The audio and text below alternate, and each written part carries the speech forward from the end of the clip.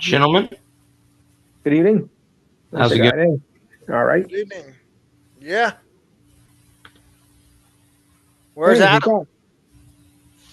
I think he will be here in just a few seconds. He usually is the one that is always here last. I thought I was. Hey, Mm-mm.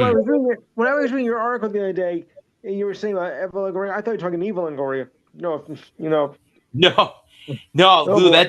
that just happened to be my 500th article on the Yeah, website. So I'm like, yeah. it just Wow. happened to be that way. Yeah, Yeah. I Evan must have read Longoria. it wrong. I must have read it wrong because I thought you said Eva Longoria, which wouldn't be a bad choice. But No, I agree. I agree. I guess I read it wrong. What is up, guys? It is the Sportster Bradley Walker, and welcome to the Walker Report. We are part of NGSC Sports, guys. Remember the website? It's ngscsports.com for all your current sports Hmm. content. And just a few minutes ago, we were talking about my 500 article for the website was about Evan Longoria being inducted into the Rays Hall of Fame over this past Right. weekend. So, yeah. Guys, basically tonight what I'm going to do is I'm going to give you guys my questions. Hello. Okay. For Media Day coming up this upcoming week. Week from today will be day 1 of 2 days for American Conference Media Day. So, Wow. yeah. So, without further ado, I kind of put the teams in alphabetical order. So, there's no order. And I have the Bulls last, just to let you guys know I Okay. have USF last Okay. on the list. So, this is for Army. Now, I'm trying to get like at least 4 or 5 per team because I'm not sure what their media is going to ask them. So, like I said, if any of these sound stupid or sound similar, let me know, and I'll take them out of the order. So I'm going to start with Army. Um, Again, this is for coach. This is for their coach. This is not for players. This is for coach. I It before says, you go ahead. before you start, I have a question. Yes, Is sir. it just the head coaches or is it all coaches? It's all coaches and it's players too. I guess I should Okay. get some questions for players too, but yeah, it's Hmm. both. So again, this is for Army. Okay. Um, you often speak about the privilege of coaching young men who will go on to lead soldiers. How does that overarching mission shape the everyday culture in the locker room? Is that a question I should ask? That's a good question. That's a Okay. very good question. Yeah. Okay. All right. With the rise of the transfer portal and the challenging landscape of college football, how do you maintain your program's identity and player retention? That's an interesting question for the service academies because with the fact that you going to the service academies, you have to have a commission and you have to get your senator. You have to be given a permission slip, for want of a better word, recommendation. One of your Recognition. state senators has to recommend you to go to any of the service academies. That's a great question. Yeah, Love I that don't blame for question. that. Yeah, you gotta do So that. those so keep those two so far. Okay. Oh Absolutely yes. love those Okay. questions. Growing up with a father who was a high school coach and being in the profession for so long, what is the best piece of advice you've received that still guides you today? And you could add, and what would be the biggest piece of advice you would give? I would say that too. Okay, so okay, What kind of advice can you give? I mean, what can you give? okay, Yeah, so that's three That good would ones. Okay. be Coach Monken. yeah. That would be Coach Munkin. Yeah, this is for Coach Munkin. This is correct. And the last Is one it? I have is I have a question. go ahead. Is his dad Todd Monken? You Might know be. what? That's a good question. I That's a don't good know. question. Yeah, that's a good question. I'm not sure. I'm not sure. I Oh, don't I there's think so. I think they're about the same age. So unless there's some kind of genetic trickery going on there, I don't think so. But it could be. I've got two more. Okay. Okay. Go ahead. How do you manage the delicate balance of religious, academic, military schedule with the Hmm. immense physical and mental demands of Division One football? That could I be a love tough that one. question. I love that question. I think you could ask that to all your. I think that question.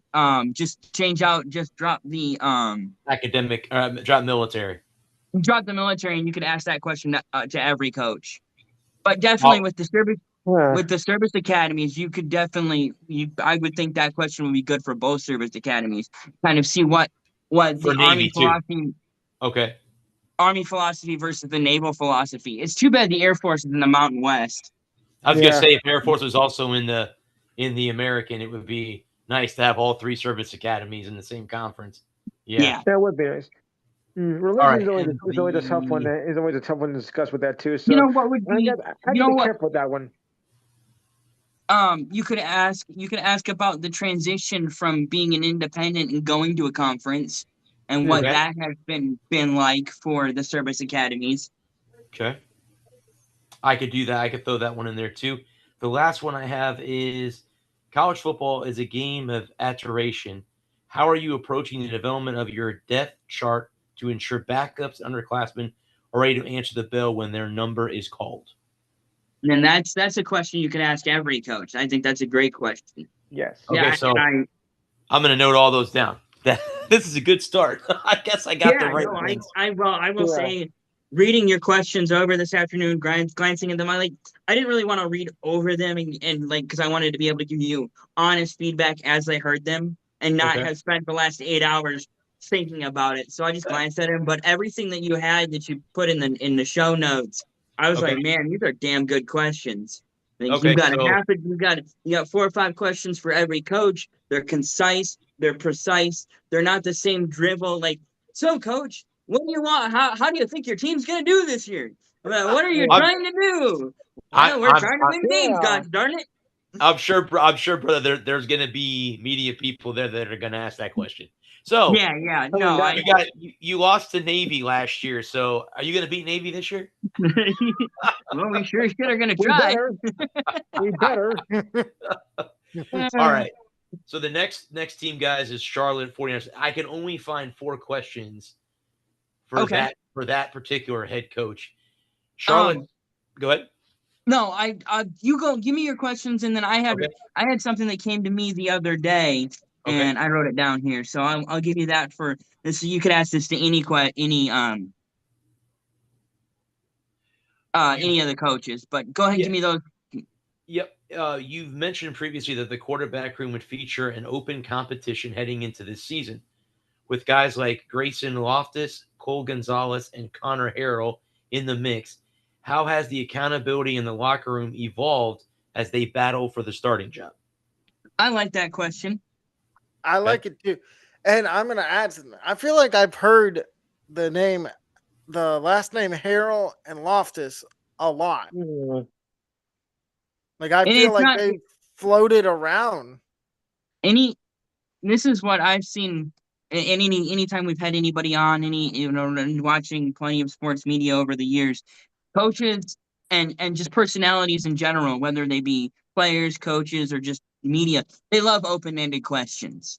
So if any kind of open-ended question where you give them space to answer in their own words, it's a hit. Those are always great questions. Well, see, the thing is, though, is the coach going to respond and say, oh, it's been good, or is he going to tip his hand and say, oh, this guy is taking the lead? I think, it gives him room to answer the question in it's at the end of the day, it's politics.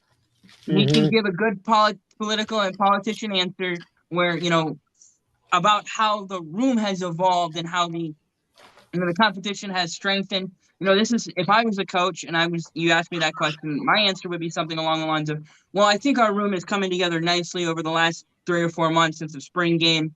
And we're really looking forward to figuring out who's going to be the guy going forward. Everybody's played really well, and we're really excited to see what we have. We think we have a really good room for the season, and we'll nail down who's going to be the starter in week 1. Okay. And that gives that coach a chance to answer the question. It's a broad enough question where he doesn't have to be like. That's what I think your questions were. The questions that Brad came up with were very broad, and they weren't like, okay, coach, so like Brad was saying earlier, it's like you lost to Navy last year, so do you think you can beat them this year? We're gonna try. No, we're gonna go out there. We're gonna get stuck 42-10. 42 to 10. How about 50 to 10? The next question I have for Charlotte would be: big name non-conference games always generate local buzz. How do you approach matchups like this one against App State at Bank of America Stadium to set a tone for recruiting and bragging rights? I love that question. I think that's a great question. I think that's a fun. I think one of those things, the things that being a small media guy, it gives you the opportunity to ask just fun questions. Mm-hmm. Yeah, you do. Like that, since we're just, up and comers, but that'd be appropriate for me. It's not like, the big media was going to hound them. Yeah. They never shut up. Well, I think too, you're going to have teams at media day that are not going to have a lot of media anyway because they're not largely populated schools, right? And I'm not dissing on any of these schools. Period. I'm not calling anybody out saying you're small because you're not well known. It's just I don't expect a lot of big media for Charlotte, for FAU, teams like that. I don't see a lot of media. One thing that I will say is when we get done here, I think you should rank your questions in order of importance. I was going to ask you that, but can we go back to the Army ones? Yeah. Which ones do you think I should ask? 1, 2, 3, 4, or 5? I think the number one question, the question that I would want to ask is the relationship between balancing between religious academic, military schedule. Yeah. Okay. And you maybe even drop your religion part and just go with academics and military service. Yeah. Okay. Yeah. So there's one. Okay. Academics, athletics, and military service. I think that's the number one question I would ask. Would you go, Bud, with the one about the soldiers, privilege of coaching young men who will become soldiers? Good. Okay, that's 2. And then I could ask I could ask the question about his father last. I think that would be kind of a cool because then the transfer portal and then the college game is about the same. Yeah. Give or take, about the same. And then if you get a chance to continue asking him, if he gives you more time, then you might be able to get into the end. How is it moving into the conference? How is it NIL? Part of you could expand on that question, that first question that was talked about the academics, religion, academics, and military athletics and military, and ask about. Mm-hmm. You can combine that into the because I think you had a question about NIL in there. Okay. And how does that the NIL affect your program in the military and the service academies? And you said, Bud, that I could ask question 1 and 3 to any of the teams, right? Yeah, I think so. About the answering the bell for underclassmen and backups, and then of course take out the military part, the rigorous academic schedule with any Division I team. Okay. Yeah. Okay. Yeah. All right. So the question 3 for Charlotte is: you are heading into your second season at the helm of the program. What areas of the team's foundation from your first year are you most proud of as you build for consistency? Who is Charlotte's head coach? It's a very, very, very good question. I didn't write didn't write those down. Hang on a second. Brad, me and you know. I think me and you both know who Memphis's head coach is. Yes, yes. It's our old friend, Mr. Nope, he was at Marshall, and he did his famous quote before the Ohio State game about Scooters, coffee, and biscuits. I think I know that. Brad knows what I'm talking about. Charlotte's head coach is Tim Albin. Mm-hmm. Oh, I know that name. He went 1-11 last year for the 49ers. So he used to coach. He used to be the head coach at Ohio. Mm. And then the last one, guys, is what specific traits are you looking for to ultimately separate one quarterback from the other? So I guess that could kind of be a continue from question one, correct? Yeah. I mean, you're Yeah. going Yeah. on that around that line Yeah, of that's an Yeah. extension of question one. okay. So let's do quarterback extension of that last one, and then I would do what the helm of the program number 2, and then the big conference games as number 3, or should I do the conference I would do the 2? conference Conference. 2 and then Two? how's the program Okay. 3. Okay. And Okay. then the question that I thought of that kind of goes to anybody, and like you can use it or you can leave it if you don't want to. But I was just thinking about what asking the coaches about recruiting, like where was there somewhere in the country that you were surprised you were able to find a lot of talent in non-hot football hotbeds like Idaho, Montana, back east like Maine or Vermont, or maybe was it up in Alaska, these non-traditional markets, non-traditional football power markets. Were there kids that stood out to you that you just were like, oh wow, we got some ball players up here? Well, Okay. see, my thing is, I don't think I've ever heard anybody getting recruited from very rarely from Alaska. Right.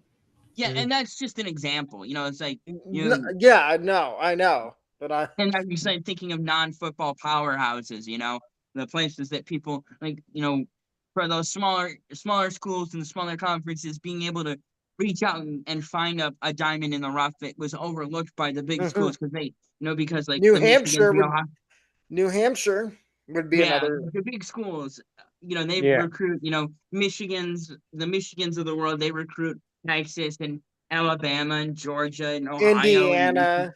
Michigan, Indiana. You got Notre Dame and Georgia, and like so obviously you guys have got to look for places for players in other places. What was the place that was like, oh wow, when you first became a head coach, and these places that surprised you actually, with some really good ball players that you were like that you were excited to be able to go and recruit because the Mhm. the big schools Yeah. overlooked Well, them. see, with Tim Albin, I'm 95% sure he coached at Ohio. Hmm. So the whole state of Ohio is probably like recruiting wise was probably normal for him. He Yeah. probably Yeah, felt weird trying to recruit the state of North Carolina and South Carolina because when he was at Ohio, he was in the MAC right.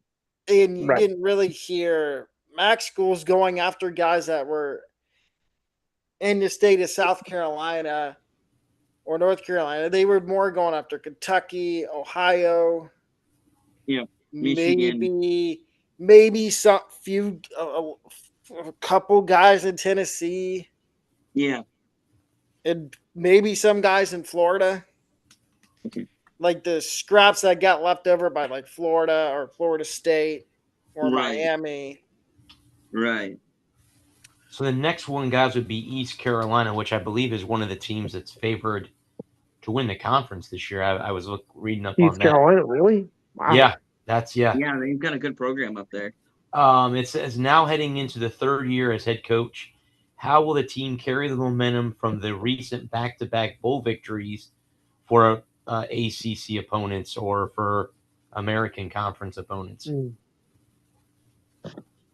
Not bad. I would just say just going into this year, how do you look to Okay. capitalize on the momentum you've built with back to back Bowl victories. bowl victories? Yeah. Okay. Yes.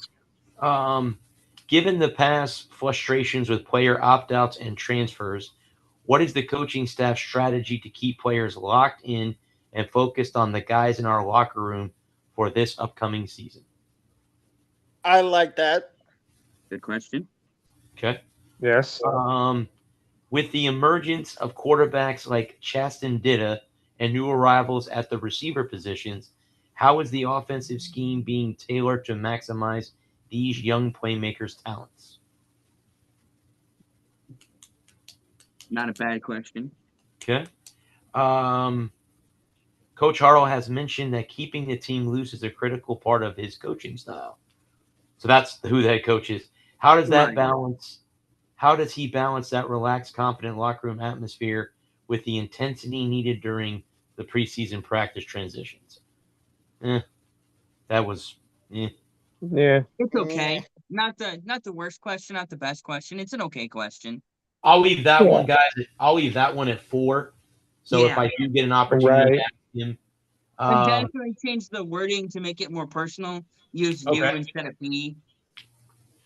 I'll go ahead and do the frustrations of player opt outs as 1.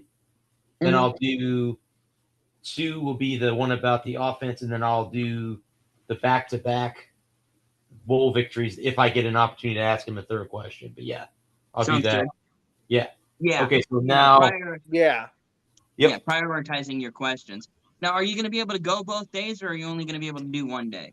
No, I'm going both, but I'm going both. So what I'm going to do is this week coming up, because now that I've gone through these with you guys, I'm going to go ahead and retype them in the order that I want to ask them in.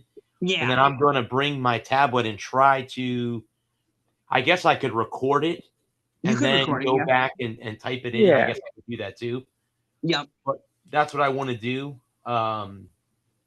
I think I saw that USF is on Friday at 1:30 in the afternoon, I think. Okay. I remember. I haven't gotten the full schedule yet of when all these teams are going to be here, but yes, I did get both days, so this is why I'm going through every team in the conference. Sweet. These next line of questions will be for the FAU Owls. Okay. With veterans and breakout prospects in the quarterback room, how do you see the offense evolving for the upcoming season? Okay. All right. Fair question. Yep. You brought experienced leaders to Media Day. How crucial is their veteran presence in buying into the culture and pushing the team to the next level in the American Conference? Would be the next question. Yeah. Yeah, that works. You maintain a very hands-on, old-school approach to recruiting.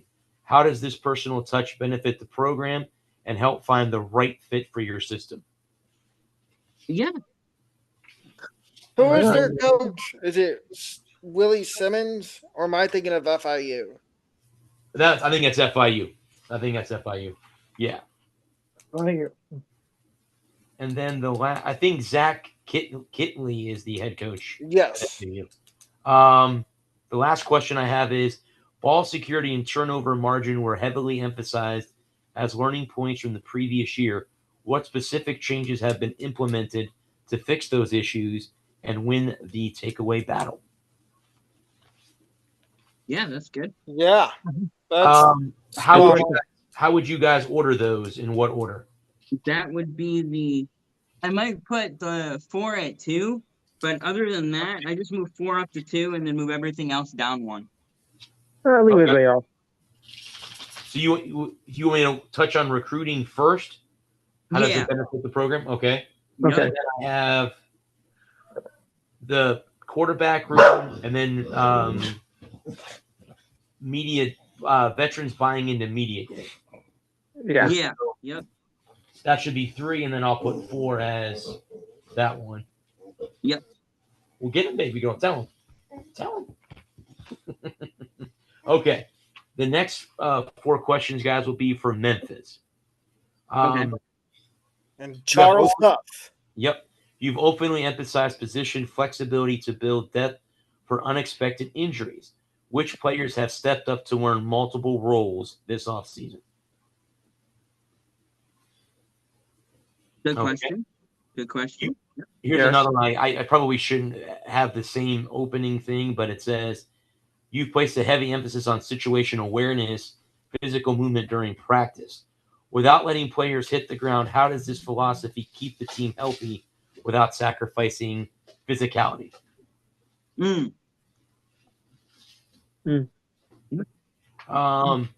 How does your own background, having served in almost every locker room role, walk-on captain, assistant, help you relate to today's players through the transfer portal? And the last one is, with the newly expanded playoff formats, what does this team need to do week in and week out to cement its status as a top-tier group of 5 contender? Yeah, that's a good question. It is a good that's a very good question. question. I Yeah, would that's a very good say question. if they let you go past that, ask him about the famous quote he made during his time at Marshall about the scooters, biscuits, and I can do that. coffee. I had a place over the biscuits. No, okay, Well, and it's because they were playing Ohio State that week, and he was right. given a. I don't know if it was a recruiting transfer pitch to Ohio State. Guys said if It they might have been. transferred to Marshall, that he'd give them free scooters, biscuits, But yeah, I and can't pass that coffee. up. It's free. Come on. Okay, so this is for the other Service Academy Navy. And again, we were just talking earlier about this. With the intense focus on the Army-Navy game and the Commander-in-Chief's trophy, how do you ensure the team's focus on early season games without looking ahead? That's a great question. Since you have previous experience coordinating the defense, how do you balance your head coaching duties with collaborating alongside the defensive staff to maintain your aggressive identity? Is question 2. Yeah, Okay. that's a good question. How has your working relationship with offensive coordinator Drew Cronick allowed the offense to evolve? And how are the players adapting to those changes? There's that one. Yeah, good question. And the last one I have, guys, is as the first coach in Navy midship program history to lead the team to consecutive 10-win seasons, which is the biggest challenge in keeping the team hungry after reaching this historic benchmark? That's and then I think you should. I think if you get a chance, asking him about how he balances the Schedules and being stuff. Yeah. being being at a service academy where they have you have all the football stuff, all the brain stuff, the education, the academics is the word I was actually looking for, and the military stuff.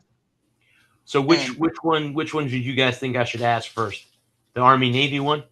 yeah, yep. Okay. Yeah, I would too. And of course, if you get a chance to ask the Army, if you get a chance to ask Monken, more questions, you can ask him about how he balances the Army Navy rivalry game at the end of the year, knowing that it's at the end of the year. How does he keep his players up every week to get in and not start, in week 7, 8, 9, not start looking towards that game. should I ask offense or defense next? Defense. Yeah. Defense? Defense. Okay.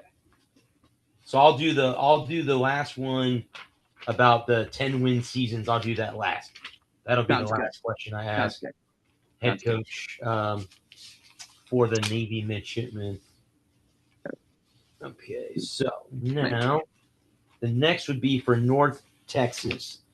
Now this is the mean green. Okay. Oh yeah. Neil Brown. Is this their first year in the conference? No. No, I think they've No. been in 2 years. 2 years? I think they've Okay. been in a couple years, I think. At least two. Their coach is former West Virginia head coach Neil Brown. Mm. Yeah, that you took over a program coming off one of its most successful seasons in history. What specific challenges and opportunities come with building upon Coach Morris's foundation? That's one question. That's okay. That's an okay question. You previously stated that Texas possesses the best high school football in the nation.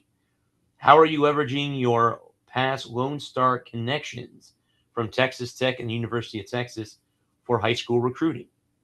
So there's 2. Did Neil Brown ever coach at Texas Tech? Not sure.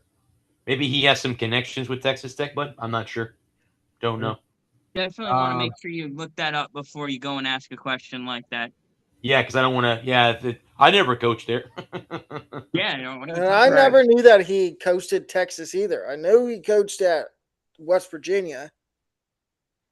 With a new offensive staff and quarterback running the show, how do you plan to blend your own offensive philosophy with the record-breaking explosive identity Mean Green fans have grown accustomed to? Is question good question. 3. Good question. That's a great question. You have heavily emphasized the importance of retaining players from a highly successful roster. How does your staff successfully manage the transition and transfer portal since taking over the program? Yeah. So which one would you guys start with? Would you guys start with? I would run that one in order. And that Yeah. I think the order you have it in already is perfect. Okay. So let me do that. Okay. Actually, that was the reverse order of how I had them. That's okay. I'll number them. I'll number them that way. And here we are with the food. We got the food in the conference. That's just me and Rice. Shook around about. This would be fun. Rice. So this is the We rice. never. What's the running joke we have? We don't pick Brad? food. Yeah, we don't pick food to win football games. You know, big food Right. to win football games. Let me go into Well, a I don't, media but day. some might. Let me go into media day and say that. Oh, by the way, on my show, we don't pick food to win. I don't think he'd like that too much. I don't think he'd like that too much. Okay. The we mantra. You're heavily emphasized the win everything, everywhere, with everyone culture since taking over the program. How has this mantra shifted the locker room mentality and established trust with your players? Is question one. You are well known for your unique run-heavy schemes and modern option philosophies. How has that team adapted to its offensive system, and what makes it so explosive at this level? Is question two. Good question. You have brought a large number of new players to reconstruct both sides of the ball. How do you balance establishing a cohesive team chemistry with integrating so many new faces in a short amount of time? Is question Yeah. two. And then the last one, guys, I have would be with a highly rebuilt roster. How challenging is it to get athletes to buy into your coaching standards during your tenure here? Is the word I would use. So, in that order, or should I change the order? No, I like that order. Like that order? I do too. I think that order is perfect. Okay. So that's Rice. The other Owls in the conference is Temple. Casey Keeler. With your extensive track record of building winning programs, what specific facets of the AAC have been the biggest focal points this offseason? For him. You've always been highly appreciative of fan support. What is your message to the Temple fan base heading into this pivotal season? The college football landscape. Didn't they make a bowl game last year? I think they did. They did. College football landscape, including the transfer portal and NIL, has changed dramatically. How are you fostering honesty and chemistry in your locker room to prevent these distractions? Geez, I could ask that to any coach. Yeah, definitely. Yeah, sure. Any coach, I could ask that question to. And then the last one is, every coaching staff has a distinct identity. What is the primary foundational pillar you want fans and opponents to associate with your team this year? Those are all good questions. In that order? In that exact order. Don't change anything. I'm hoping to get to ask at least two. I don't get to ask all four, but I'll have to listen to what the other guys are asking. Right. Before I can make a determination of where I'm gonna go. So, but yeah, 100%. You don't want to walk up to a coach and be like, "Hey, coach, I just heard you tell Joe Blow from Empire News that you hate all of your players and you think they all suck and you're going to kill yourself. So tell me about your team chemistry." Yeah, how's team chemistry going? You want to jump off a cliff? So, coach, how do you feel about your offensive execution? Yeah, great idea. In fact, I'm all for it. Yeah. Okay. I think it's a great idea. In fact, I'm all for it. This is for Tulane. You run a pro style system, but have mentioned adding a bit more tempo. How has the offense adjusted to the new pace during spring? I like that. you've spoken about coaching with a chip on your shoulder. How are you instilling that mindset into your players during their workouts in spring ball? Would that kind I of would just extend that I would make that in camp. in camp? Should I put during workouts and in camp instead of spring ball? Right? Okay. Because I would anything with spring ball. We're so far past spring ball now. Right. I think unless you're asking something specifically about the spring game, I would just make it camp because we're getting ready to go into camp. So fall camp should be starting in the next week or two. This is why we're having media day now.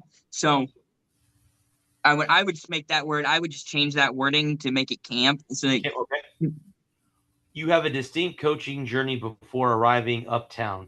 How has your past experience shaped your leadership approach with the Green Wave? Is question. Okay. And then the last one I have is historically you've shown a strong affinity for using athletic tight ends in your offensive schemes. How does this year roster stack up at that position? I would move that to number 2 after your scheme question. And then if you get a chance to get to the other ones, then cool. If not, then you got two really solid questions. Okay. Like I said, I don't know how much time you're gonna get to ask questions. They might only have 30 seconds for a blurb. They might have. I don't know. I don't know how much. I don't know, but how much time each team? Because again, there's coaches and players, so I'm not sure. Right. But how long is the coach going to be able to answer questions? It's a good question. That's a good question. Yeah. Yeah. Like, I don't know if he's going to give everybody one question. Hey, you, in the Bulls gear, what's your question? And then you get one question and you're done. Or if they're going to give you, or if you're going to get a chance to like mingle and interact with everybody and be, and like, if they're going to have a podium, because I know like Big Ten Media Day, like the coaches all sit around, like every team's coach comes up and sits on a podium for like 30 minutes and the media gets to ask them their questions. I'm not sure exactly how the American is going to do it going, this year. I don't know if it's going to be like everybody's walking around and you just walk up to them. Hey, Coach Munkin, can I ask you a couple of questions? Or I got a couple of, thank you for your time. Well, I didn't know this either. So the American Conference is in St. Pete. SEC Media Day is in Tampa. So they're going to be in Tampa next week. So that's interesting too. Right. Now, this is for Tulsa. With the challenges of rebuilding a roster and incorporating a high volume of new players, how are you utilizing concepts like your portal house to build team chemistry off the field? Is question 1. Good question. You have made a priority to keep local Tulsa talent at home. How important is you to identify your program to win recruiting battles within a 50-mile radius? I would make that question 1. That's 1? Yeah. Okay. I think that's a great question for question 1. Again, like I said, remembering that you might only get one question per coach. So that's what I'm getting at. So what I'll do, guys, is if let's say someone doesn't really ask him that question, I'll try to get question 1 and each of my coach. If someone does, I will go to question 2 or 3 or 4 and makes sense. Yeah. Makes sense. And like if somebody trying to avoid just rewording someone else's question. Yes. Yeah. Question 3 is, you are known for calling high-speed 50-50 run pass offensive scheme. How do you plan to establish physical dominance up front while maintaining that tempo? This question. Good question. I like that question. With a relatively young coaching staff and many players stepping into new roles, what does success look like for your squad this season? Okay. So that's a fairly standard question that coaches get asked all the time. I don't hate that question. Should that be number 4, bud? Should I put that? I think that should be number 4. Yeah, one of those questions. Like you probably won't need to ask it because somebody else is gonna already ask something very similar to that. Okay. So should I ask the 50-50 offensive 1-3, or should that be 2? 2. Yeah. Chemistry is the first question. Yeah. Yeah, I think that's the right order. 2, and then put that at 3. Okay. Right. Okay. So I've got 3 teams left, guys. I've got UAB, Okay. UTSA, and then USF. Okay. So this is UAB. Coach Mortensen, you took over midway through last season as an interim scout, securing a massive top 25 upset over Memphis. Yeah, because Trent Dilfer's an a-hole. How much of a competitive advantage is Okay. Yeah, And I'm he not should going not to say be. that. I added that in there. I'm not going to say that at media day. I don't feel Right. like getting kicked out. Maybe you go with the previous coach was a rather unlikable fella. I could say that. That's a little bit more, yeah. How much of a competitive advantage is it to take a full off season to implement your own culture compared to making it on the fly adjustments last year? So that's question. Yeah. Or you could ask something like, talk about the difference between last year coming in halfway through the year and kind of and having to see what you have versus this year having a full off season to be able to work in recruiting and get your system implemented. And what was the transition like between coming in halfway last year and having a full off season this year? That's okay. And then it says you recently signed as the permanent head coach. How has the chemistry with your coaching staff evolved since you transitioned from the offensive coordinator role? That's a great. I like that question. Okay. Solid question. You spent 9 seasons learning under Nick Saban at Alabama. What are the core Saban principles you may have brought to Birmingham to establish your standard of relevantness, effort? Sorry, excuse me. God, I wish I could talk. Relentless effort and competition. I didn't know what's a that better he question? was Because I think somebody under. will ask that. Ask him what he didn't take from Saban. What he didn't take from Saban. Okay. Yeah. What I never knew he was on Saban's staff. Ask him about what were some qualities that he didn't, what were things, after spending 9 years with Nick Saban, and all the success he had at Alabama, what were some of the things that you didn't take from Nick Saban? Okay. Or what are some qualities that you thought Nick Saban, what were some of the things that Nick Saban did that you thought are things that you haven't incorporated in your own program? I think that would be a more interesting question. Because I think somebody else could probably ask. Because somebody could ask him about what that's a pretty bog standard question. Ask him something different. Give him a curveball. Let him give him the chance why to not? do something to answer a question that it's more interesting, at least in my opinion. Obviously, these are your questions. You're the one that's got to be up there. You're the one that's got to make the final call on these questions. But right. I would ask him about what are some of the things that he, after being around Nick Saban for almost a decade, what were some of the things that you didn't take from Nick Saban? Or what were some of the Nick Saban's qualities that you haven't incorporated? Things that you thought that you think you can do better than Saban, or something along those lines. That just something different. And the last one, guys, is your offense historically set school records in yards per game. With quarterback Ryder Burton returning this season, what are the next steps to making this UAB offense a dominant force in the American? Good question. So should I do the Saban question first, or should I do the I would do the Saban question first. Saban first question, okay. And then should I do the one about the culture from being a interim coach and becoming, and then 3 will be the one about the transition from the offensive role, and then I'll do 4 as the last question about the UAB offense. Okay, cool beans. Yep. All right, so this is UTSA again. I think they just like Eastern Carolina. They're the conference this year, so they've been Roadrunners. San Antonio. The Roadrunners. Yeah. The transfer portal era has drastically changed roster management. How do you approach retaining players and keeping your culture strong? So they lost one of their wide receivers to Ohio State. Yeah. Okay. I think that's a solid question.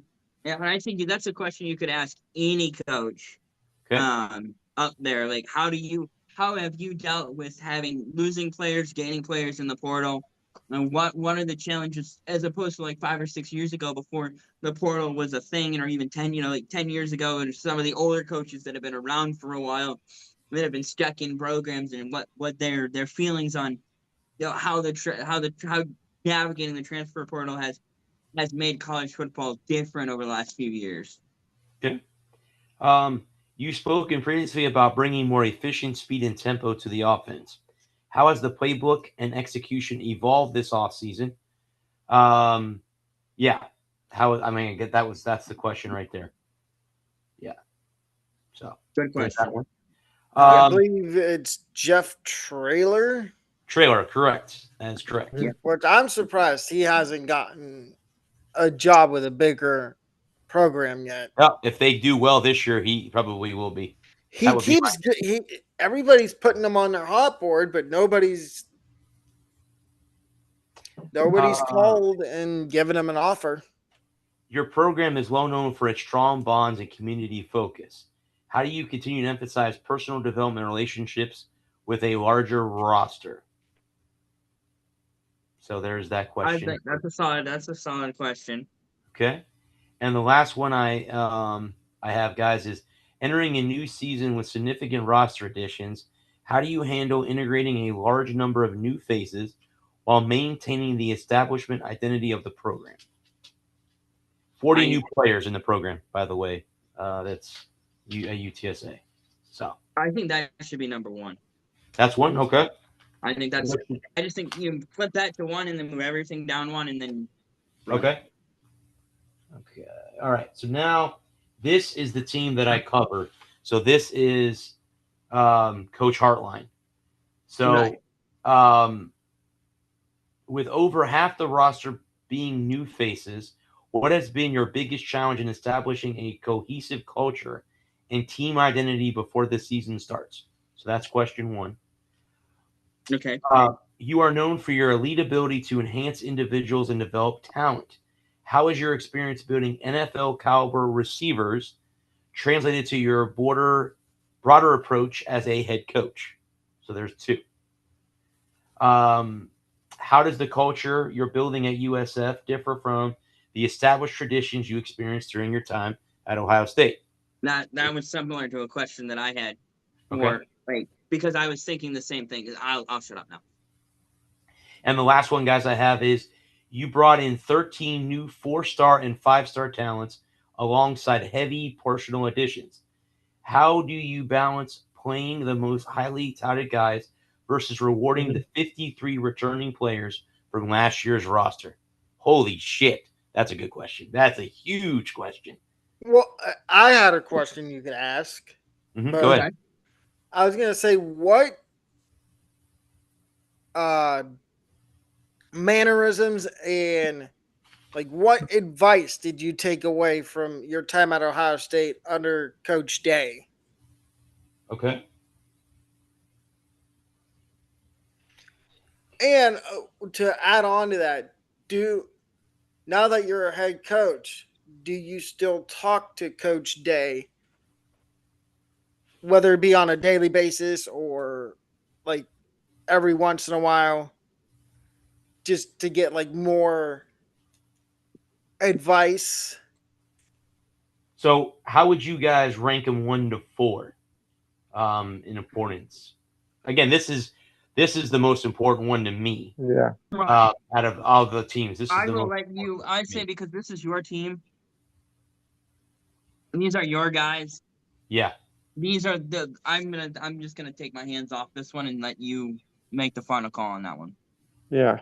I think the first question I'd ask him is the one about the new faces with the 4 and 5-star guys with the 53 returning players. Yeah, I think that one has to be number one if that's not already asked before I even have an opportunity to ask. Right. And then I could say then 2 would be the other one about establishing team identity. Yeah, 3 you can ask him would something. be, You could ask that, and you could combine that with Alex's suggestion about asking about Ryan Day and. So 3, I was going to say something about the traditions at Ohio State, and I could say, hey, what did you learn from Coach Day? And do you still talk to Coach Day when you get an opportunity? So that would be those. Okay, so guys, I really freaking appreciate this, man. Seriously, thank you guys. Fun, bro. I've been through those because now I'll go and take these to work, and I'll type up a long sheet, and then I'll go ahead and have those ready to go when I go next Thursday Yeah. morning, because I still haven't gotten a schedule yet. Let me check my email real quick. Okay. Because I emailed the guy that got me the credentials, and I'm just excited that you get to go. Me too. Well, so the funny thing is the guy that contacted me is not from USF. He's from the conference. And okay. I emailed him. The reason I emailed him was to start with was to get credentials to the baseball tournament, which USF failed to make. They didn't make it in the conference tournament. And I emailed the guy that I had talked to before. He goes, no, this is who is in charge of it now. So I talked to the guy, and he said, hey, he goes, I see that you cover football. Do you know that Media Day is in St. Pete? And I go, no, I had no idea that they were in St. Pete. And I'm like, geez, that's like a 20-minute drive from me. I said, yeah. Okay, I'll give you an email as soon as the portal opens up. I'll get you in. I said, okay. So I applied, and within, I don't know, 2 or 3 days, I got approved. I got an email from him saying that I had been approved for both days. And I'm like, okay. The cool part is the guy that's in charge of the credentials at USF, he also emailed me about Media Day. And I said, hey, Brian, I said, I've been contacted. He goes, well, if you don't get in, let me know. I'll pull some strings. I'll get you in because I know you come to all the USF more than just football. He goes, I know you come to softball games, baseball games, you come to all of our events. He goes, I'll at least get you in that day that they're there. I'm like, okay. So if it was that case, I'd just be going on Friday because that's when USF is going to be at Media. Right. But I'm stoked jazzed. I got both days. I'm stoked. I'm so jazzed for you, man. It's so cool. Man. It's so cool. So and then now that that's done, I was one of the dumb idiots that stayed up Saturday night to wait for Conor McGregor to come back because it was the biggest thing the planet had ever heard of. And 1 minute and 36 seconds into the round one, he blows his ACL and loses it all. Yeah. Did you see what he wanted to do today? He wants the match to be called not a TKO, a no contest, so that all the money that people bet on him go back to the people that bet on him. Okay. I don't know if that's gonna happen because I don't think that's gonna happen either. If it is declared a no contest, I think it's a little too late for it to be a no contest. I mean, I think if it was going to get changed to no contest, it would have been either that night or it would have been on Sunday. Between Sunday and Tuesday. Yeah, they would have come back and said I guess from what I read, he's going to get results of what is wrong with his knee. They're assuming it's an ACL tear. They don't know. I heard it was confirmed. An ACL tear. Oh, is it confirmed, Lou? I didn't know because I think they did. What I read today is that he was still waiting the results of his test. So maybe it did end up coming back that he did tear his ACL. So, yeah. So, Adam and Lou, did y'all see who returned on SmackDown last week? No. Yeah, Baron Corbin. Mm-hmm. Oh yeah. Womp womp. But before we get into WWE, the match that I actually enjoyed the most was the Pimblett one. I think he's off to by him. Patty the Batty. Benoit Saint Denis. I don't know if you guys got to watch the highlights. I did. I saw it. Denis was out. Like he had him out. You could see him laying on the mat, face down. Patty had him out, but he called that. Pimblett said, "Hey, he's going to come at me, and I'm going to put him in the chokehold. You watch. Yep. I'm going to put him in the chokehold," and he called that match. So, what are they calling that now? The first round submission. Let's see. They call it the D-acre choke. variation, I guess is what they say. Yeah, I was watching. know. I saw a video. I saw a video about it earlier today. He was talking about how he had seen somebody else do a similar choke, and he's like, "I'm gonna try that." And he got it locked Yeah. in, and it was all over. Well, I mean, did you see that he had his No. legs over his back? Dude, he Yeah. couldn't move. I mean, Ugh. Patty had him dead to rights. I mean, well, technically, yeah. he did have him dead to rights. I mean, Yeah. dead to rights. He had him. He had him in a pretzel, Oh, yeah, yes. A a pretzel's literal pretzel, I think. pretzel. He couldn't It was go over anywhere. before it started. I thought it was a Nice. good pay-per-view. I mean, I don't think it got the greatest thing because of the main event not being Yeah. I living up think to that. what it was supposed to be.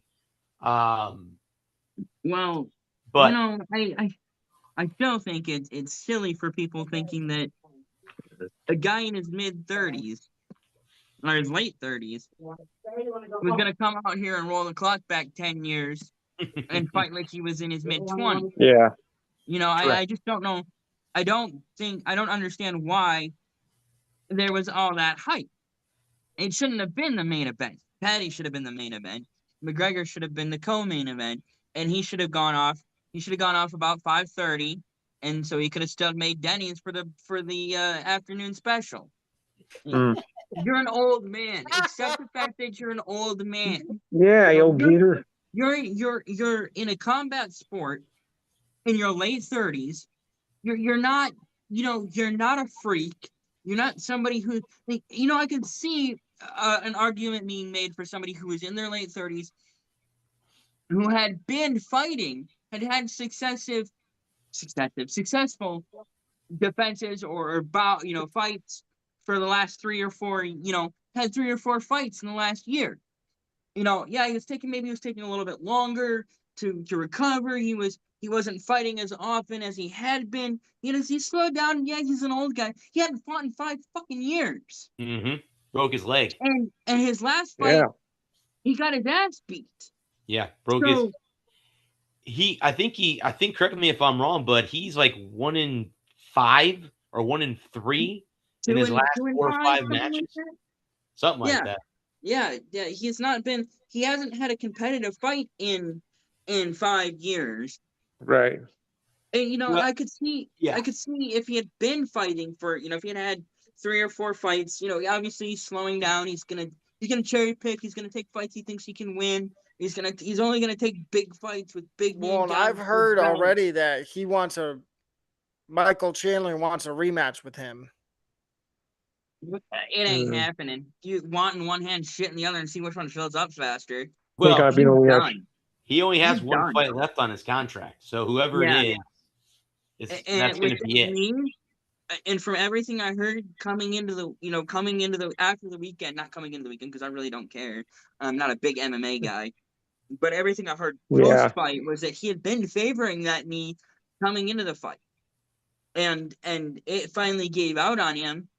And you're looking at 6 weeks minimum before he's healthy enough to even start training again. 6 to 8 weeks before he can get back into training. That's 2 months. So now we're in, July, August, September, October before he can get into camp. And then you're expecting another 6 to 8 weeks in camp. So that's another, let's push it all the way out to 2 months. And that's if his knee comes back and he can go day one right after he gets out, especially after that surgery, and, I don't know what the timeline for an ACL tear is. I think it's like 6 months, 6 to 9 months, isn't it?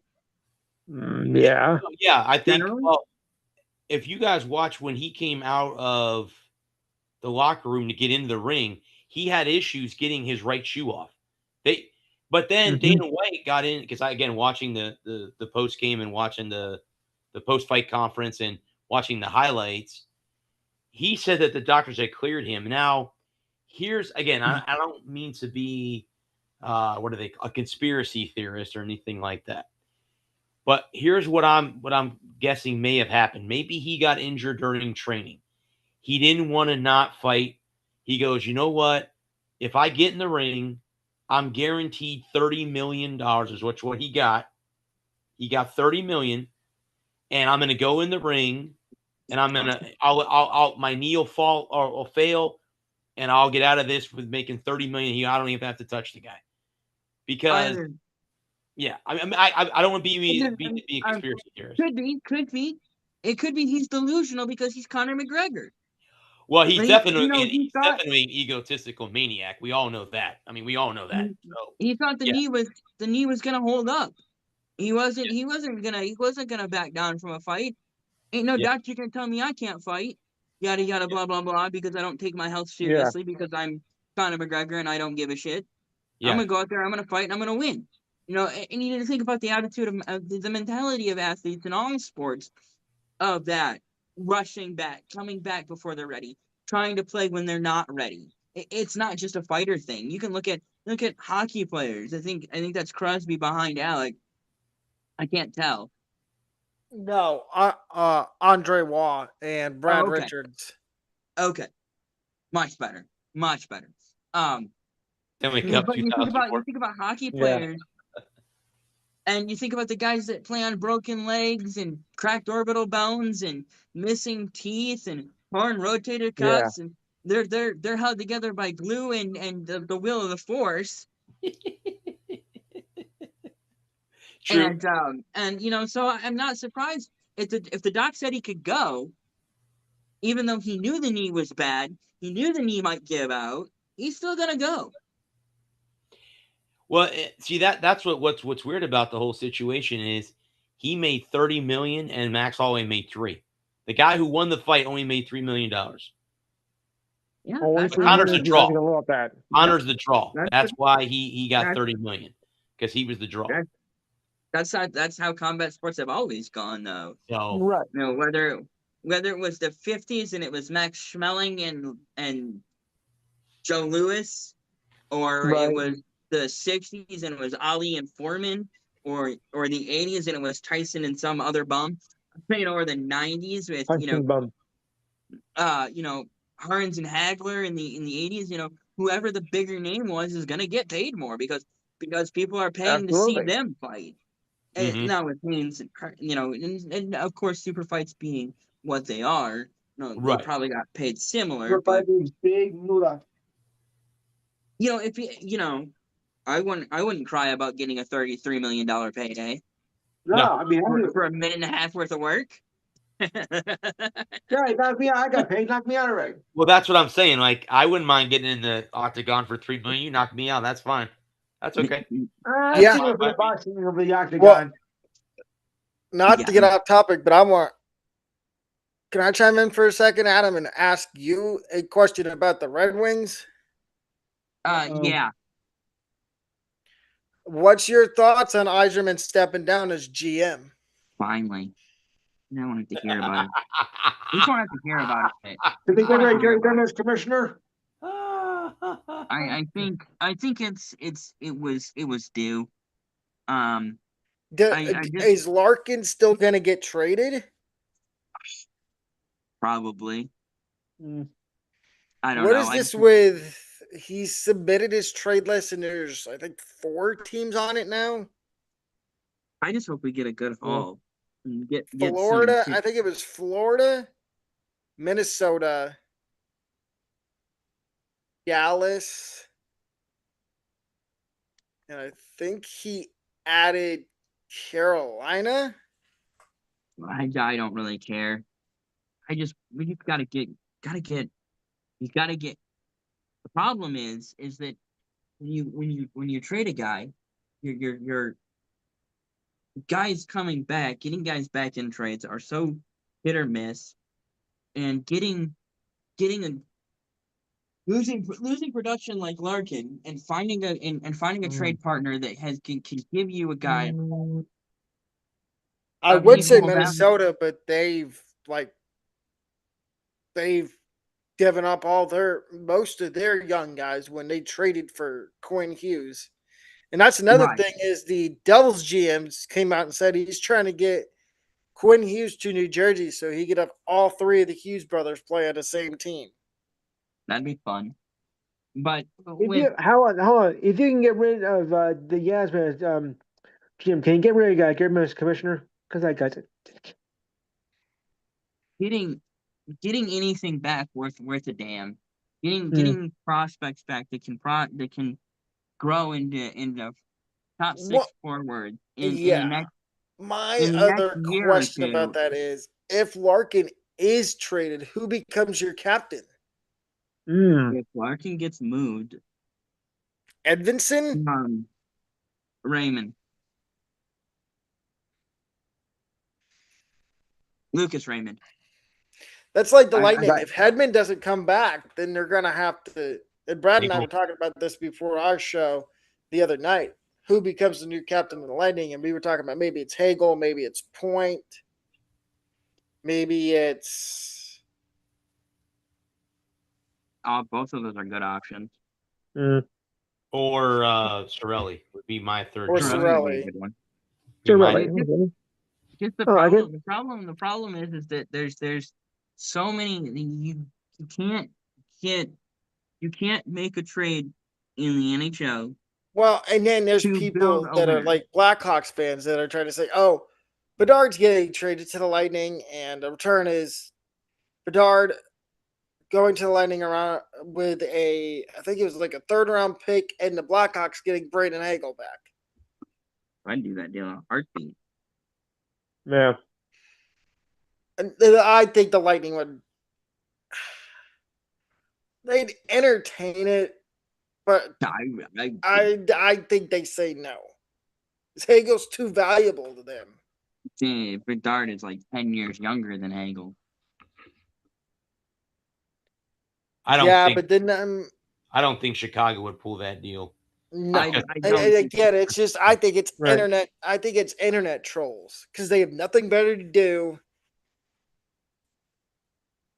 than just sit on the internet and make mock trades. It's just like why would you give up a youth guy for a vet? I mean, other than a veteran, but I'm just saying out loud. Well, see, and the thing is, Hagel was already with Chicago. He was, and they traded him because obviously they didn't think he was going to be part of their future. Because these are off-season grades for each team. Now, you tell me if you guys agree with these grades for each team. Hockey? Hockey. Yep, this is for the Okay. Well, and did y'all see the latest signing? Trevor Zegras. Yes.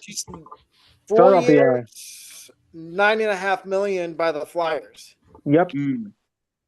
After the Flyers screwed over the Ducks. Sure did. $18 million for 5 years. Yeah. And that makes Leo Carlson on average annual value makes him the highest paid player in the NHL. So these are in alphabetical order from the start. So far they've given the Anaheim Ducks a D, as in David. D. What? D. A D. That's a laughable grade. Yeah. I would say a B- because they kept Leo Carlson. Yeah. I know they lost a couple. They lost Ratko Gudas, who. Did you see the contract he signed with Florida after getting traded there? Oh, yeah. 5 years at like $1.5 million. Yes, I did. They gave the Bruins a C+ so far. Well, they did make I'm not going to say a huge trade, but they did make a trade to get a guy that they think they can maybe fix, like they did with Morgan Geekie. Conor Geekie's brother. Yes. Conor Geekie might make the Lightning this year. They gave the Buffalo Sabres a B-, B as in boy. I agree. Yeah. They gave Calgary a C+ so far. Too generous. Too generous. I can't even other than Zane Parekh, I can't name you a defenseman on Calgary. Give him a D-. I would have gave him an F+. F. So to put it another way, there are some You teams. suck. There are some teams on here that don't have a grade at all. One of those teams is Carolina, who are the defending Stanley Cup champions. Well, Obviously, they Give just him an won A. the cup. So I'd Okay, give them so- an S tier.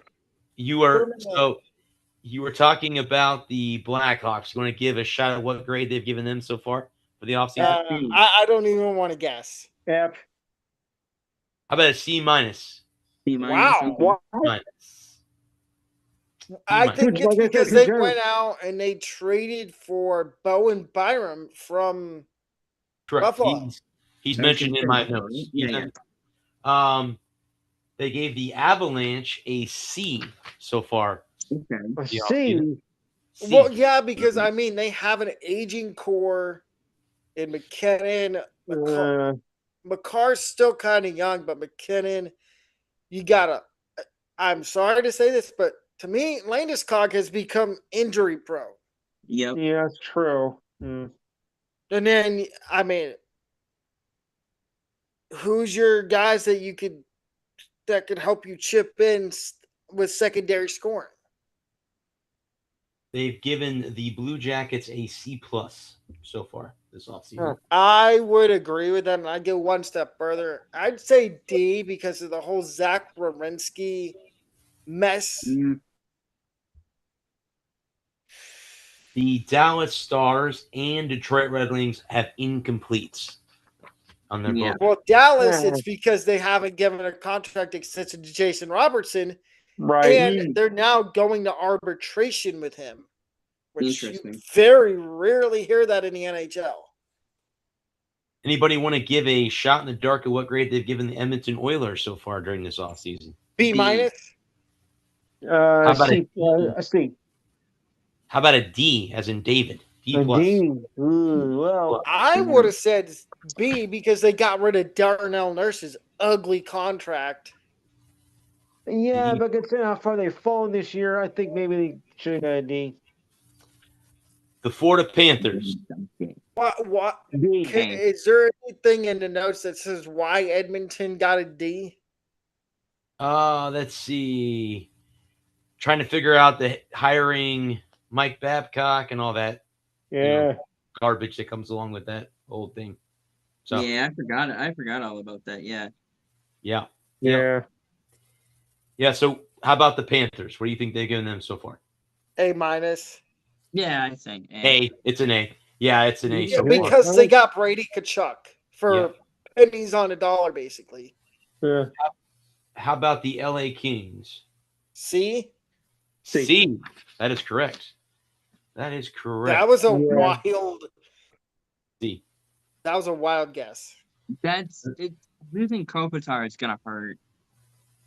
Yes. And I think I'm going to say this right now. Bold prediction. I think Drew Doughty's the next one to retire from LA. And Peter Lavier's the new head coach there in LA too.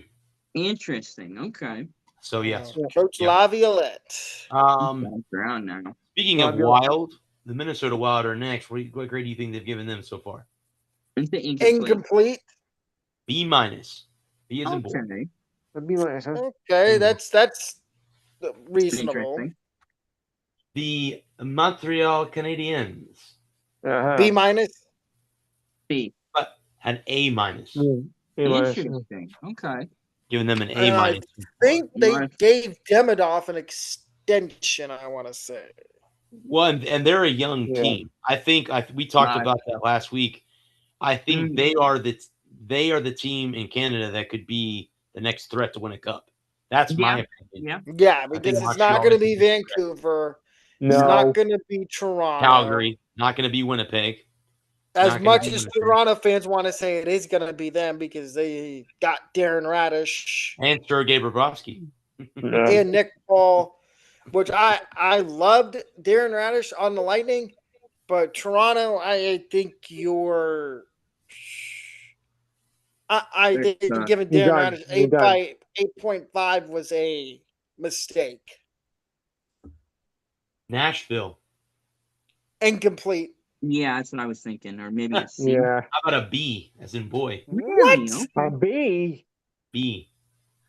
High on the wild or high on the Predators, huh? They're The New high on Jersey, that Nashville Broadway. the New Jersey Yeah. Devils. C, because they got rid It's of Jacob C+. Markstrom. Yeah.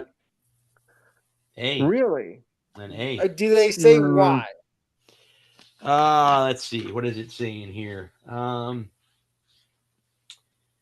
Sonny Mena is off to a strong start in his first season as Devils general manager. He is able to get great value for an Emmy and a draft pick compensation, and then managed to get the number one center Nico Hischier signed to a long-term deal. The additions of Edwin Rodriguez and Anthony Mata also bring much needed depth to the scoring while holding on to Dougie Hamilton. Probably a smart move for the defense. So again, it's stuff like that. I guess yes, they did trade Markstrom. That might be the only blemish so far for New Jersey. Well, and they traded Simon Nemec to Yeah. Calgary. And Calgary ended up giving him a payday, which I don't think he was going to get in New Jersey. Because at some point, Yeah. you're going to have to pay a nice little extension to Mr. Luke Hughes. Mhm. And then maybe Yes. go out and get Quinn. Oh, yeah. The That New would be York ideal. Islanders. C I'm minus. No. incomplete. Yeah. See nice. D. D is in David. Ooh. Yeah. Oh, okay. Now the other Well- team in New York. The The Rangers. I'm I gonna don't say wanna D know. as well. B minus. How about an A? Really? Okay. An A. An They A. they've had made this past some year. and I'll say this. The Rangers have done some good things in this offseason. Yep. Yeah, but it's not showing up. We didn't show up last year on the ice. I mean, they were terrible. How would you give them an A? Well, this is off-season grades. This is off-season. Okay. So Does it what they've say done during the why they offseason. got an A? General manager Chris Truly has not done a lot of things right over the years, but True. he has to give credit where credit is due. Pavel Davidov is expensive, but he is an inline. Is first Dorofeev. correct. Thank you. That's why I can't announce hockey. Coming off back-to-back 30 goal Dorofeev. seasons.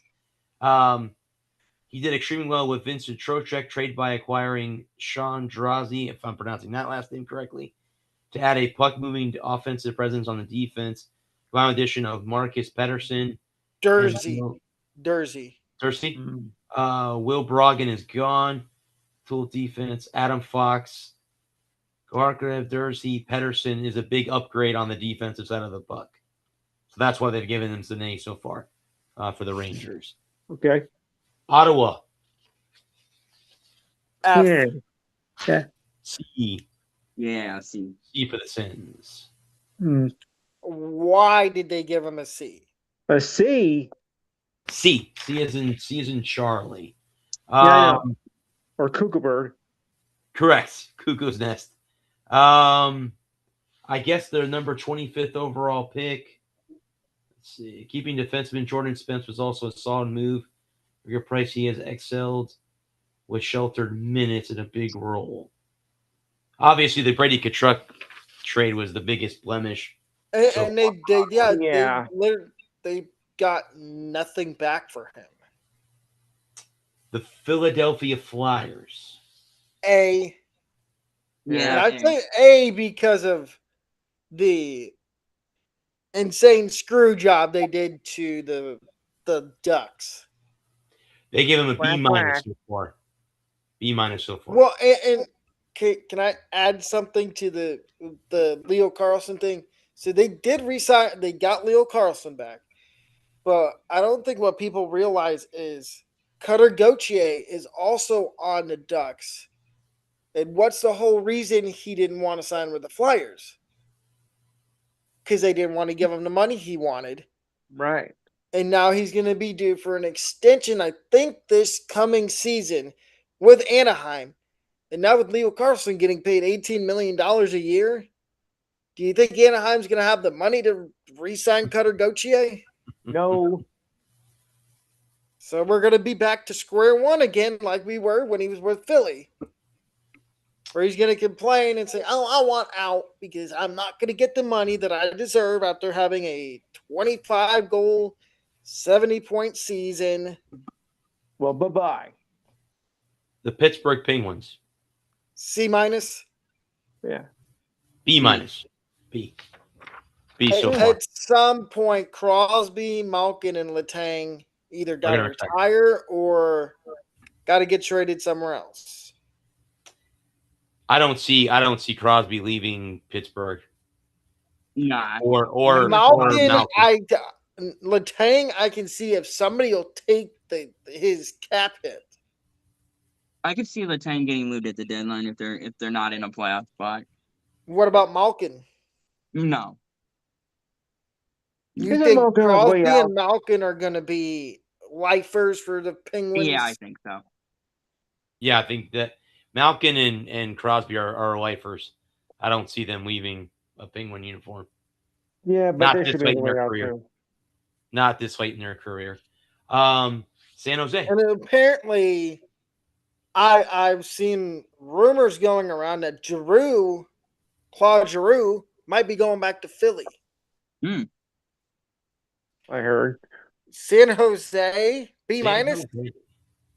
B minus. B minus. Yep. Correct. I was telling Brad this the other day before our show. There's San Jose. I don't know if it was a draft pick, but they had this defenseman in their developmental camp, Adam and Lou, 7'1". All right. And all the comments on social media are like, "Oh, this guy's too slow to be a defenseman in the NHL. He's not gonna work. He's being up for basketball. He'd be able to guard Wembanyama." Yeah. Maybe even the Greek Freak. You know, about 7'4" on his skates. I mean, yeah. The next Chara. If he can move halfway decent, he could be a good backstop. But can he move? Or is he gonna reckon. D minus. D. Yeah. D. They have no direction. They are a directionless team. The St. Louis. You're not going that way, B plus. B. How about a D? D is in David. Yeah. Damn. Or Dork. D is in David. They're not grading on a curve, are they? Holy shit. I love that so far they've kept Robert Thomas and seem to have made him the focal point of the franchise. The word underrated gets thrown around a little too loosely in hockey, but he might actually be underrated. There are a few players in hockey who are better playmakers and possession drivers than him. I don't love the rest of their offseason. Maybe Conor McGregor can still develop into a top-line player, but he's a downgrade from Jordan Kyrou. So there's but the issue with Kyrou was money. His cap hit was like almost like $9.5 million per season. So they gave them a D. The Lightning. Incomplete. B minus. Sure. I can see why John Carlson. They signed somebody. I think it was to like a 5-year deal. And free agency. Let's see what it says here. It says John Carlson is really an outstanding replacement for Darren Radish, and I think there's a chance that Carlson actually has a better season in the 2026-2027 season. Elon McKenna is also a solid value signing that brings some two-way play in the middle of the lineup. He fits beyond this offseason, maybe then even unreloading. A 5-year contract for Jeffrey Vial seems like a preposterous overreaction to what Florida has done in terms of adding cage-rattling and physicality. And I also think the Lightning picked up a backup goaltender, not Johansson. Well, Johansson's still on the team, but this kid is supposed to be better. So let Vazzy start like 55 games out of the 84. Let the other kids start those games. I think the reason they brought Jeffrey Viel in is because they're tired of Florida. They're tired of Boston. They're tired of Montreal pushing them around. Yep. And they tried the last 2 years. Scott Saburn. We saw what happened in the preseason last year with Florida. Yep, we did. That Yes. we did. and how the Lightning were the only ones that got punished out of that whole dust up. Fracas. And yeah, that fracas. And all Florida got was a couple guys got fined and told, "Oh, don't do it again." But it's the Panthers. They The Toronto Maple Leafs. B minus. B. Q B for the Leafs. for questionable. It's probably because they've got Bobrovsky And Radish. Yes. And Radish. Yep. I'm telling you right now, I think they're gonna regret giving Radish that kind of money. I don't know about signing A guy that had one good season. I don't know about signing the Bobrovsky. other guy. Yeah, thank you. Because He's had Bobrovsky's had two not horrible seasons, but he's kinda gonna bad. he's what, 80 years old now? He's been in the That's being generous. He's been in the league since like 1997. Playoff Bob. And Playoff Bob. I remember him in Columbus and Philadelphia. No, I know he won a couple of cups in Pittsburgh. Jesus Christ, in Florida. Panthers is what I was trying to say. But I just don't know about him. I don't know about him. You mean the Lightning's little brother? I don't know about him transitioning up to Canada, playing for all that fake Canadian money, and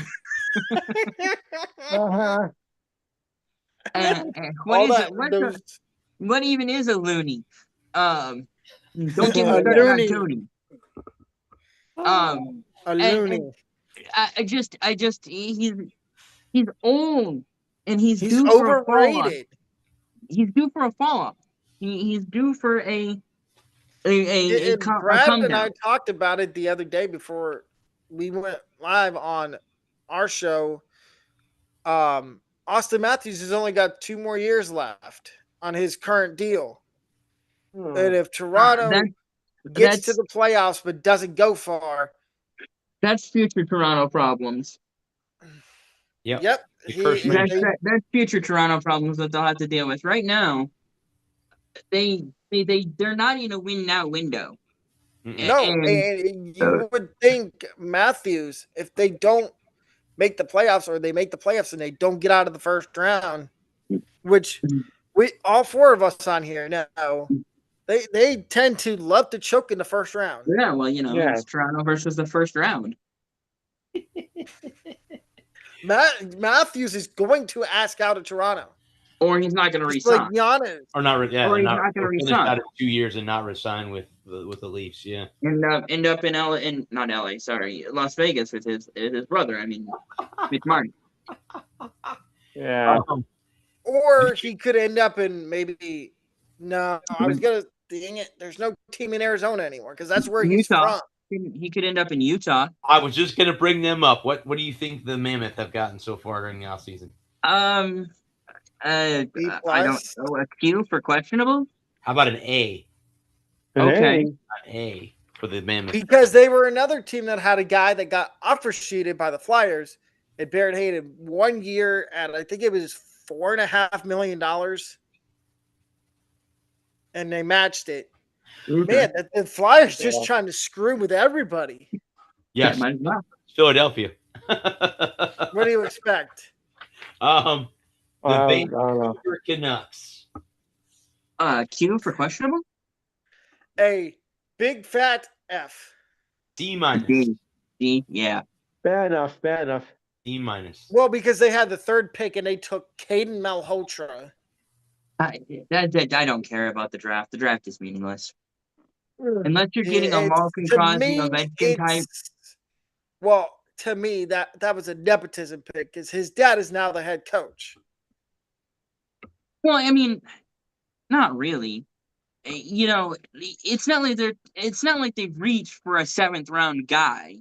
No, so but I wouldn't say. And then you got Gavin McKenna's in Toronto, which I think everybody kind of knew that was going to happen. Mm-hmm. Like that. I do like that. I do like Gavin McKenna. I think he's going to be a good one. And I think he could be a perennial 40-goal scorer. I don't know if in his first 2 years, but by year 3, I think he should be, to me, a 40-goal scorer He year in, should. year It out. just depends. Who are they gonna? Where are they gonna have him play his first year? Is he gonna be with Matthews or is he gonna be with Tavares? I think he split time. Maybe he starts the year I think with Tavares and Nyes, and then he goes up to the first line. I think you put all 3 of them on together. You put Tavares and Matthews with McKinnon in the center. With McKenna. Didn't he play center at Penn State? Or am I wrong? He played a little bit of both. He played center and wing. But okay. That's the problem with think Tavares. He's another guy that's Tavares is another guy that's aging. Yeah, and I think that's why you put Matthews and Tavares with him, so he gets a little bit of both. He gets an aging veteran. I was gonna say Tavares. You put Matthews, McKenna in either Nyes or Nylander. I think you could roll. I think you could roll 3. You could platoon him and roll him with 3 or 4 different units and just kind of and see where he ends up filling in best. Because to start the season, I would say McKinnon, Nyes, Matthews. Then if you get to like November and that's not working, then you can maybe throw Tavares in there with Matthews and McKenna. Yeah. And if that doesn't work, the third option would be Nylander. Well, no, the third option would be Bobby McCann. And if you get down to that, then I don't know. If you get down to that, you're in trouble. I mean, it depends. It depends on who he works best with. But then again, it's Toronto. Should we expect anything less? It really depends on who he gels with out of camp. Yeah.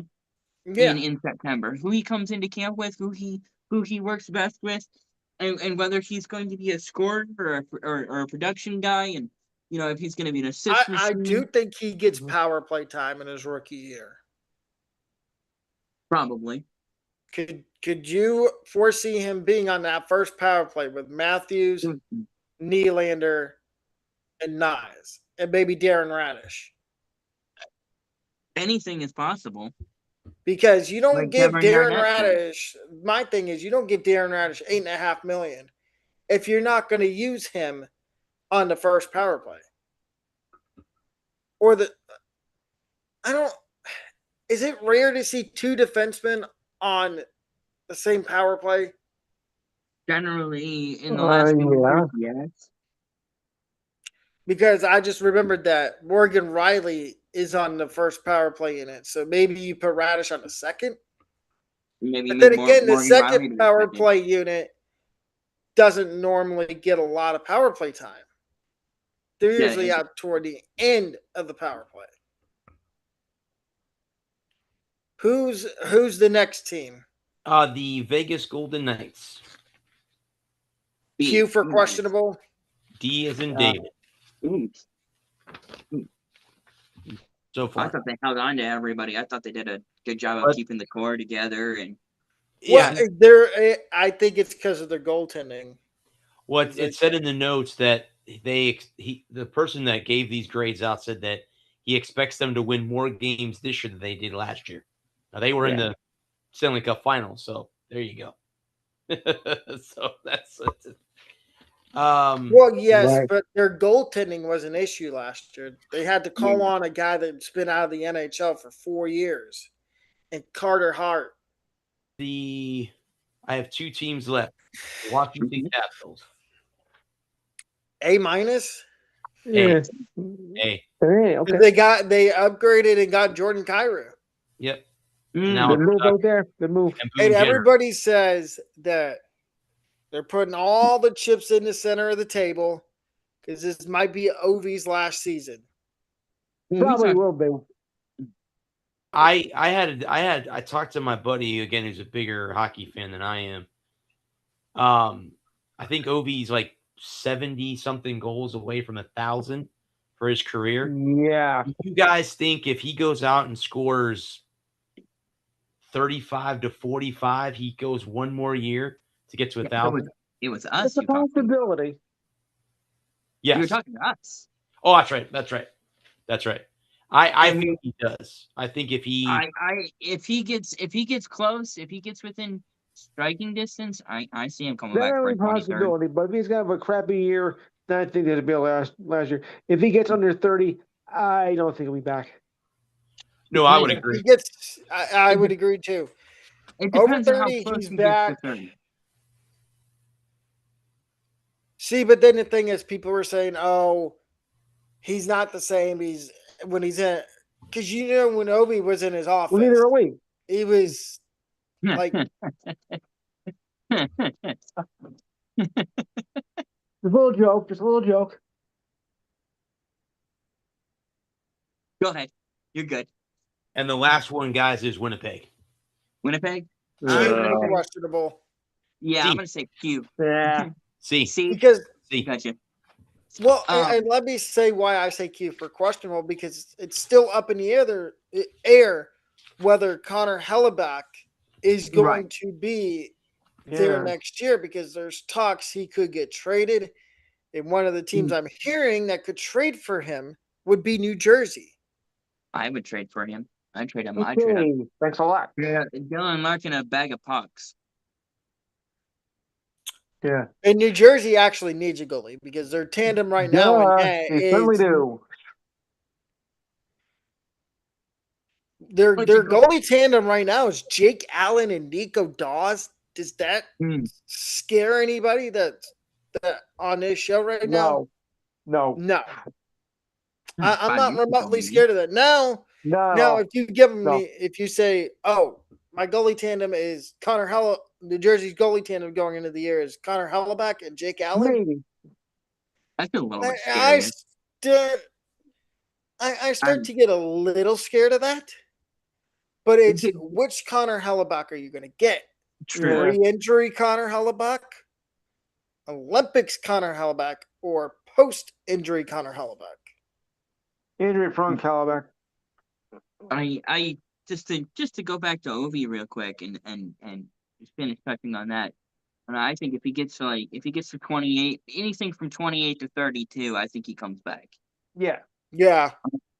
I think if he feels like he's within striking distance of 1,000 goals, that is such an unattainable number that I would if it was me, I would play until I had it. I don't care if I play. I don't care if I play until I'm 50. And look at Yager right now. I think Yager's still playing in his home country. Yeah, and he's like 49, 50 years old. He's 58. The man's 50 and he's still playing hockey. He's 71 goals away from 1,000. 71. Okay. He's at 929 right now. Let me throw this question. Say Ovechkin does retire after this year from the NHL. Yep. Does he go back to Russia and play another maybe 2-3 years? No. I'd say 1 year in the KHL, and then I think he hangs it up. So he doesn't do a Yager and play like 2 or 3 more years. He doesn't need to. No. Maybe. Why is Yager still playing then? Because he can. Yeah. The poor young kids that I feel bad for the young kids that he's playing against, because Yager's probably making all of them look not really bad. No, they make him maybe a little bit bad, even though he's 50. He's old. He's 60 years old. He's 60 years old, 62. Yeah. 50. I love playing the old NHL games and like going through like the leagues overseas and just looking at all the guys that used to be in the NHL that are playing overseas. Because you'd come across guys, you're like, oh, I remember he played for the Lightning. He played for the Bruins. He played for Yes. Yeah. That was always the fun part of playing the old NHL games. Like, or when you see a guy who used to play for your favorite team, and you're like, you're an American. What are you doing playing in the German league? Like there's Right. a Canadian. defenseman that used to play for the Lightning, Keith Ollie, and I think it was NHL 15 is when they first started putting all the the Russian league, not the 54. Okay, he's not KHL, as old as I thought he was. but and I came across him. I'm like, huh, he's still playing. Same thing with like Krister Gudletskis, who played like 2 games for the Lightning. He's still playing overseas too. That's like Ilya Kovalchuk's another one. Yeah, Not he playing in played the for. NHL anymore, but he's playing over in maybe the KHL. But the sucky thing Yeah. is, you know who's still paying him? He's still getting paid by New Jersey. He's getting that. I think he's still getting that Bobby Bonilla money. Davis. Bobby Bonilla, Chris Davis, all the guys on the Dodgers when they retire. He played. Yeah, Yager played at least one game last year. In a 3-1 victory for HC Czech names I can't pronounce. That was the other thing I liked about like the old NHL games is you could go over like not just seeing guys from like your favorite team, all these interesting names of these teams over in like Switzerland, Yeah, Russia, Germany. You're like, oh, I didn't know this country had its own. Like I knew about the SHL, the Swedish Elite League, yeah, because that's where KHL. like, but they can't put the KHL in like they don't have the NHL for their video games doesn't have the rights to put the KHL in the game. But this year, I think they're gonna be putting NCAA players into the game because they've got a new broadcast team. Mm-hmm. They've got it's Darren Pang and John Butchergrass. Okay. That's not a bad. Not a bad No, that's announcement. better than what they've had the No. last 3 years. It was Cheryl Pounder and I don't remember the other person's name, but it was just I wish they would do it like where they have, and I know it's probably never going to happen, but I wish they would have all the announcers from every NHL team do their be in the game. So like if you have the Lightning, you have Ingram and who's the play-by-play? Randolph. Yeah. Ryan Ingram and Dave Randolph. Or Mm-hmm. Buffalo, you have I'd have Dave Michigan. Sorry. Dave. Yes, I love Okay. Dave Michigan. Nothing against Randolph, but I'd rather have Dave Michigan. And the problem with trying to have each individual team announcers, it would just be so cost prohibitive. Correct. Yep. Yeah, and I think that's why that's never gonna happen. That's like with the college football. Everybody wants specific. Yeah, I'd love to have my guys call my games, but to get them, just thinking about the NHL. You have 30 teams, Right. or 32 teams 32 now. right now. Yeah, They're trying to add a 33rd in Austin. Austin, okay. Right. But if you think about it, 32 teams, we're just going to stay with 32. That's 64. That's 64 individuals that all have to be paid for their time. Then then you have to do all the licensing and all the the contractual obligations. Yeah, it'd be really cool if I could pick. And then some of these guys are in their 70s or 80s. Mickey's in his. God, he's pushing. He's got to be pushing 80 now. He might be even over 80. So to have, Or and he like doesn't. look at the Blackhawks. Who's their There is some really good hockey, like play-by-play guys. 78. Yeah, he's 78 years old. Detroit, Buffalo, Yeah. Boston with I'm I hate having that a guy. moment. Hate that guy. I know who you're talking about, but I hate him. Jack Edwards? Edwards. Yes, Jack Edwards. And I don't know who the guy Yeah, I is don't that's know. between the benches. But yeah, I don't think Yeah. anybody likes Jack Edwards. But to have them all come in, it'd be fun. It'd be fun to have It them. would. You know, But Yeah, back would. to what I was But I saying, don't like wanna say- CFB 20 college football, the video game. All the community, they've been all glamoring. They want specific, say you have SEC. So it'd be like ABC or ESPN. yeah. Like the Big Ten, CBS, NBC, Right. ACC, ESPN. Like they want specific score bugs for their games. And But I don't ever think that, I'm not going to say it's never going to happen, but the it's, only way it would happen is if if you modded the game. or Right. if you got the rights to those specific things, which I know they just took this year, they've got Joel Klatt in the game. Right. And they took Herbie out. Right. And that's another one they want is Fox. So you could have Gus Johnson and Joel Klatt. Which, don't get me wrong, I love Gus Johnson. He is some of the most most iconic college football calls. My favorite one has to be when Ohio State was playing Maryland. And Denzel Ward blew up the wide receiver on Maryland. And he said, "You got barbecue back there? Didn't invite me?"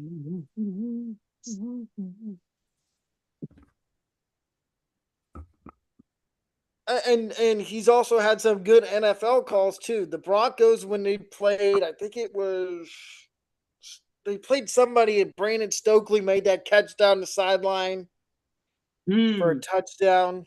Isn't it the Bengals? Yes. Oh, Stokely down the sideline. Can they catch him?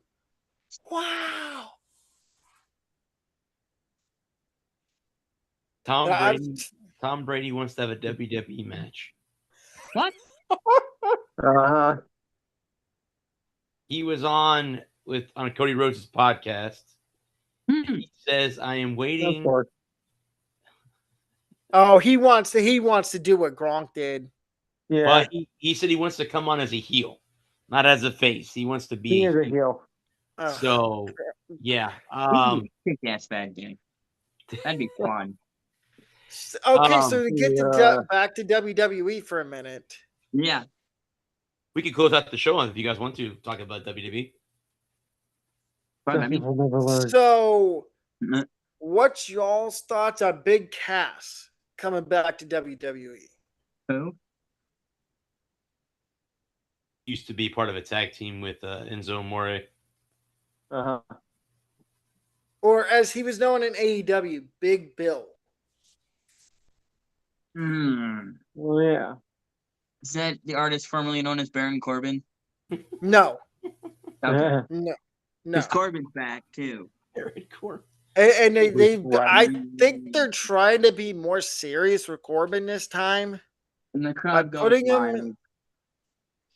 Well, they're putting him serious in the WNBA. In the WWE, yeah. I didn't really have the chance to like. I watched most of his matches. He was a good heel, but it was in his defense. The first time he was in WWE, it was Vince McMahon era. It was the tail end of the Vince. When Vince McMahon had no clue what was going on anymore. No, and he had Baron Corbin win Money in the Bank, fatal cash in. Now with Triple H. Triple H, I know the IWC wants to say Triple H needs to just leave. But Triple H knows what he's doing for the most part. But the problem, this is something that me and Brad talk, and Lou to a lesser extent, but he's still here. We talk about all the time is the fact that there are too many guys. There are too many guys vying for airtime, and there's not enough big belts to go around. And I guess to get your thoughts on that, do you think that the WWE should add a third belt, a third prime belt? Like, because you have the mid card belts, you have the U.S. title, you have the IC title, and you have the tag titles. Well, no, but what I think they should do is some guys that are being underutilized, and they've done it with Damian Priest.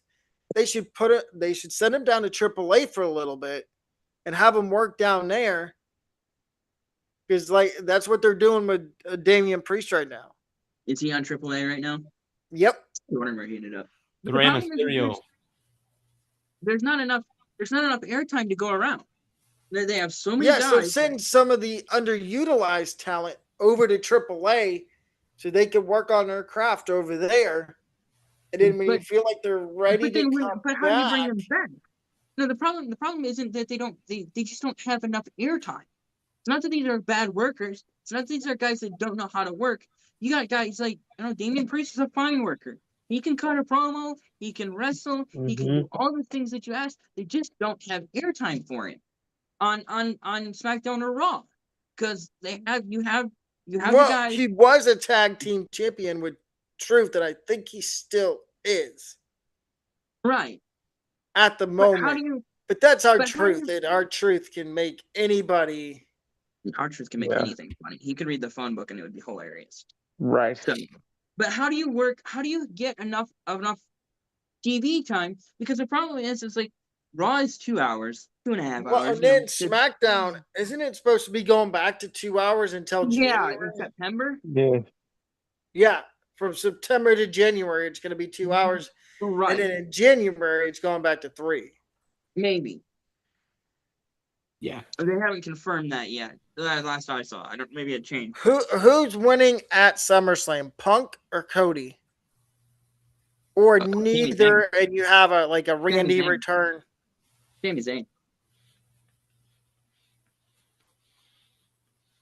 Sammy's already won the title. Took it off him too fast. He's gonna win it back. You watch. How? He won it back. Either him or Punk. Punk is the champion right now. Right. It's a triple threat.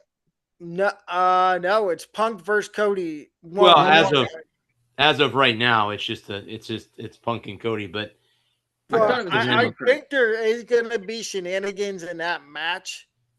His name is Randall Keith Orton. Has he been cleared to wrestle? I think it might be a fatal 4-way. I think it's Cody, CM Punk, Gunther, and Sami Zayn. No, I think Gunther's going to have a match with Nick Aldis. Oops. That could happen. Yeah. And I'm sorry to say this, I don't think Gunther realizes what the can of worms he's opened with Nick Aldis. Because Nick Aldis used to be, he did wrestle in TNA as Magnus, and he wasn't a pushover. And then Brad mentioned to me that maybe down the line you might get Adam Pearce versus Nick Aldis. Yep. That's what I've heard. Is that for custody to WWE? Yeah. For custody of who's GM for both shows. Yeah, I was going to say. You have one GM for both shows. Do they have a... What do y'all... And I've already asked Brad, but... Adam and Lou, and Brad, you can chime in. What do y'all think is Seth versus Roman at SummerSlam? It's a blow off. It's their last blow off, and I love it. I'm glad that they get one more. Well, people are pissed. They're like, "Oh, they didn't mention anything about WrestleMania 40."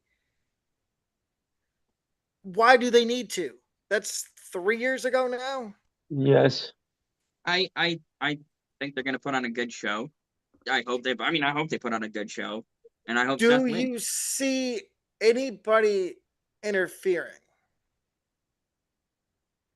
No, because I've heard Yeah. maybe this is where you get the Rock back, and Jacob and the Usos or Jacob and Solo have been like the inside people to help the Rock. maybe if they want to set up for Mania and Yes. have Roman versus Rock at Mania, I just don't see it happening. I don't see The Rock coming back at all ever again, not in any kind of official wrestling Then capacity. the alternate plan would be, can you trust Jacob? Because we've talked about it on this show before, how Jacob's a loose cannon. Yeah. We've seen what he did to Solo. Do you think he'd have the guts to do the same thing to Roman? If there's a storyline there, maybe. Yeah. If there's a program that can work, if there's an angle, and of course. I mentioned this to Brad. Do y'all remember when Randy Orton was in the Wyatt family? And how everybody's like, oh, Randy's going to be in the Wyatt family for a long time. And the lead up to WrestleMania, he ended up turning his back on Bray and winning the title from Bray. Do you think maybe they're doing something like that with Jacob? Maybe. He burned their complex down too. Could you see it? Because they want Jacob to be a world champion. Right.